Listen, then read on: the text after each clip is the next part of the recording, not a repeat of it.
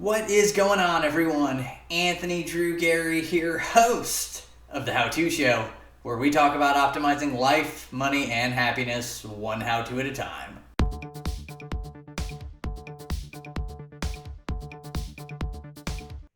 This week on the show, I want to talk about a sponsored Facebook ad that I saw and its relevance to daily life in such a way that this company is offering a service that I hope nobody ever needs. And so what I want to do is I want to talk about the service they offer from the point of view of how to avoid getting into a situation where you would become a customer of theirs.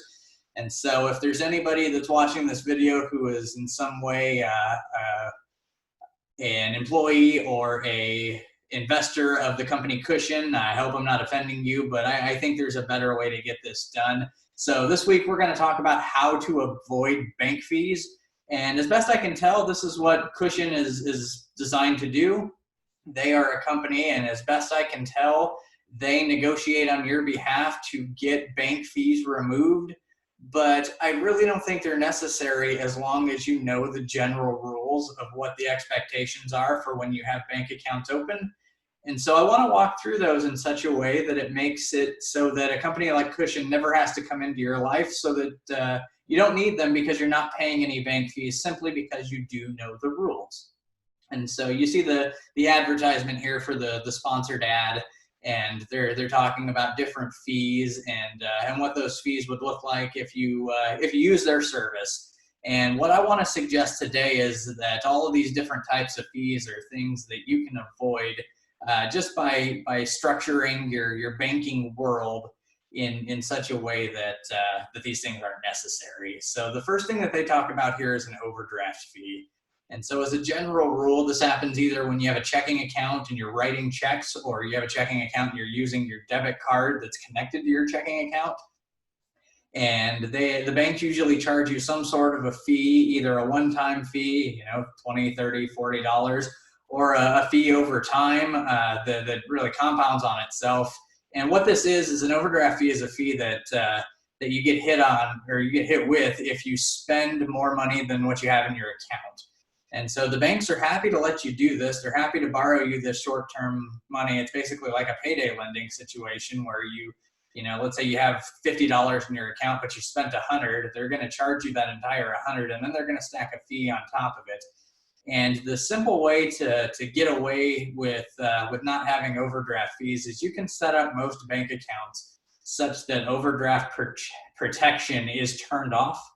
And what I mean by that is that there's a system in place here. It's basically a fail-safe, where if you're using your debit card most specifically, the banking institution will not let that transaction go through if you don't have the funds in your account to cover it. And so most banks, if not all banks, ought to be offering this sort of system where you can decline overdraft protection.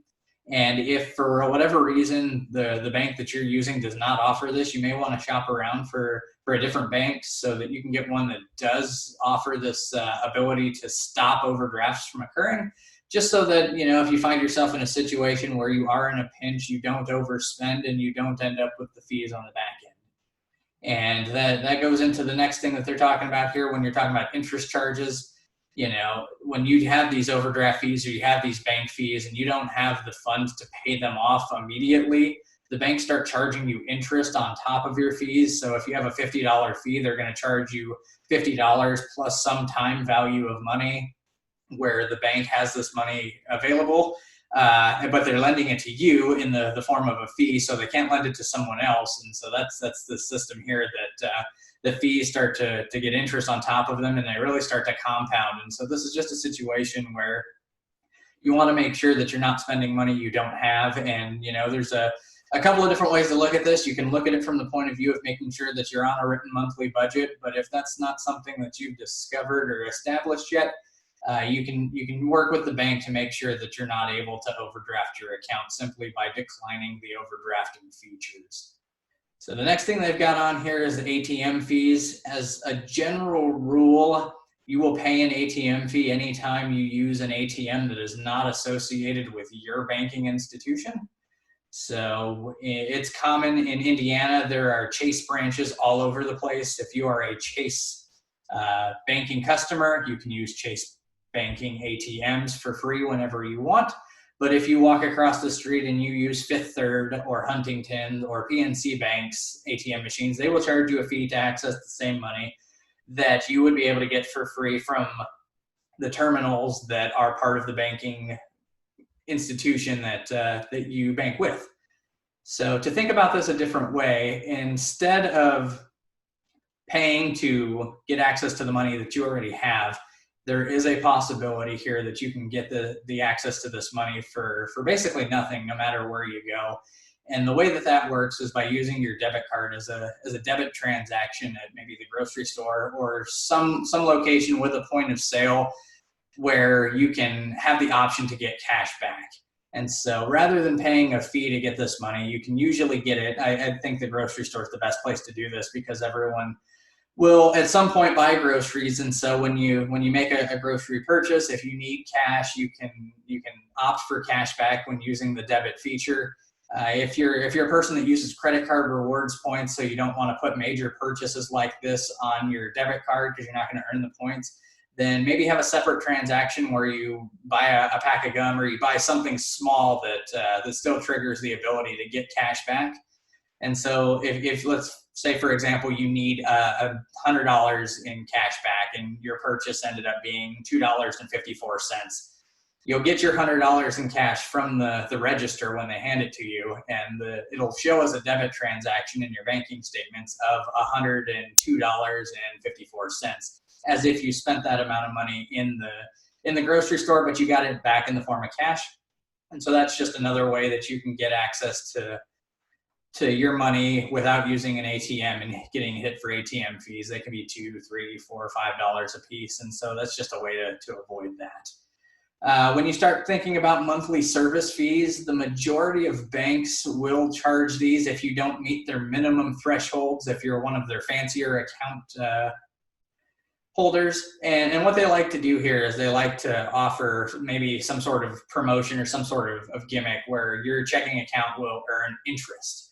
Well, this interest rate is so minimal that even if you've got thousands of dollars in your checking account, one monthly service fee for not meeting all of their requirements could be the result and wipe out, months, if not years worth of the interest that they've given you. So really what you need to do here is take a look at all of the different checking account options that a bank has. I think most states have some sort of state statutes where a banking institution has to offer a basic checking account that doesn't have any fees associated with it.